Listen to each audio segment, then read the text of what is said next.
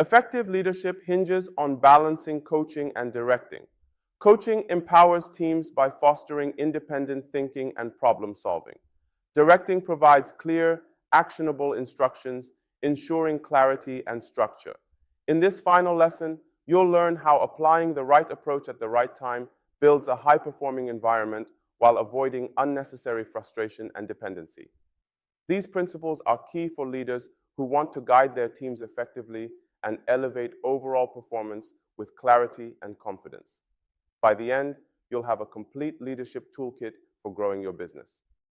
There are two primary leadership styles, and both are valuable when used appropriately. Directing means you tell them what to do and how to do it.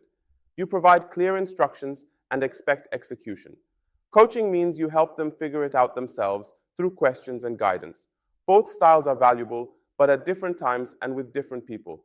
Great leaders know when to use which approach and can switch between them fluidly. Using the wrong style creates frustration.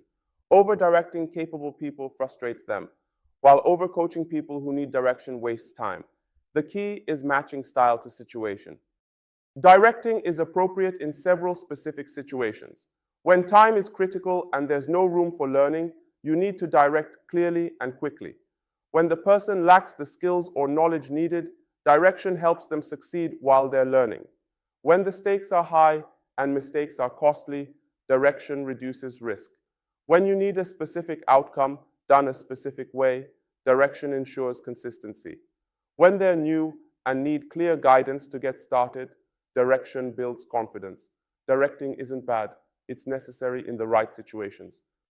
Coaching is appropriate when the goal is learning and development, not just execution. When they have the skills but need to develop judgment, coaching helps them think through decisions. When the goal is learning and growth, coaching creates capability that lasts. When there are multiple valid approaches to the problem, coaching lets them find their way.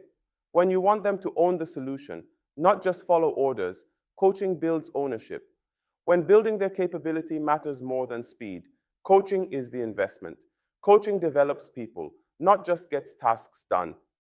The situational leadership model helps you match your style to their development level. D1 is low competence, high commitment. They're new and enthusiastic but don't know how yet, so they rely heavily on your clarity and structure. Direct closely here. D2 is some competence, low commitment. They have some skills but lost confidence, often because early challenges hit harder than expected. Direct and support, building their confidence. D3 is high competence, variable commitment. They can do it but aren't sure they should, and this is where encouragement really shapes their ownership. Support and coach, helping them build confidence in their judgment. D4 is high competence, high commitment. They're fully capable and motivated, often driving progress on their own. Delegate and empower. Match your style to their development level to keep growth steady and trust strong. Over-directing capable people creates several problems. It creates dependency. They always need you to tell them what to do.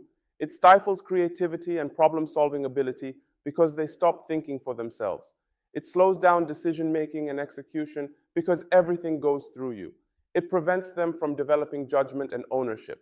You become the bottleneck for everything, which limits growth. Over-directing is often driven by your anxiety, not their actual needs. Recognize when you're over-directing and shift to coaching or delegating. Overcoaching causes its own set of problems, especially when people simply need direction to move forward. It eats up time in moments where a clear call would be faster and far more effective. It frustrates teammates who aren't looking for a lesson. They just want to execute. In high-stakes situations, too much coaching creates hesitation and confusion when what everyone needs most is certainty. It can even come across as avoidance, as if you're unwilling to make a firm decision. And in fast-moving work, it slows execution at the exact moment speed matters more than learning. Coaching is valuable, but not universal. The real skill is knowing when to guide and when to give a direct, confident answer. When coaching is appropriate, use this framework for effective coaching conversations. Ask, what do you think we should do, to get their perspective first. Listen fully to their answer without interrupting or jumping to solutions. Guide by asking questions that help them think through the situation and see blind spots. Support by helping them see options without giving them the answer directly. Empower by letting them make the decision and own the outcome, even if you would have done it differently. Coaching develops judgment and ownership. When directing is appropriate, use this framework for clear, effective direction. State what needs to be accomplished and why it matters so they understand the context. Explain how you'll do it and what success looks like, providing clear expectations. Clarify by asking if they have questions about the approach, ensuring understanding. Confirm they can execute this or identify what support they need. Follow up at appropriate intervals to ensure progress and provide support. Directing should be clear and supportive, not just commanding. Great leaders transition between styles fluidly based on the situation and person's development. Start with directing for new team members or new tasks, providing clear guidance. Gradually shift to coaching as competence builds and they need less direction. Move back to directing when stakes increase or situations change and require more oversight. The goal is always to develop them toward independence and higher delegation levels. Flexibility in style shows leadership maturity. You're not stuck in one approach. Match the style to what they need right now, not to what's comfortable for you. Reading the situation accurately helps you choose the right leadership style. Assess their competence level honestly, not where you wish they were, but where they actually are, even if it challenges your assumptions. Consider the urgency and stakes of the situation. High stakes might require more direction and tighter guardrails. Evaluate their confidence and commitment. Low confidence needs more support to keep momentum steady. Factor in the learning opportunity versus execution need. Is this a chance to develop or just get it done? Err on the side of more direction when uncertain, because you can always increase autonomy later. Reading situations accurately is a learnable skill that improves with deliberate practice. Congratulations on completing the full course. Matching your leadership style to the situation is now part of your toolkit. Direct when clarity and speed matter. Coach when growth and ownership matter. Lean too hard on direction and you create dependency. Lean too hard on coaching and you slow execution. Balance is the skill.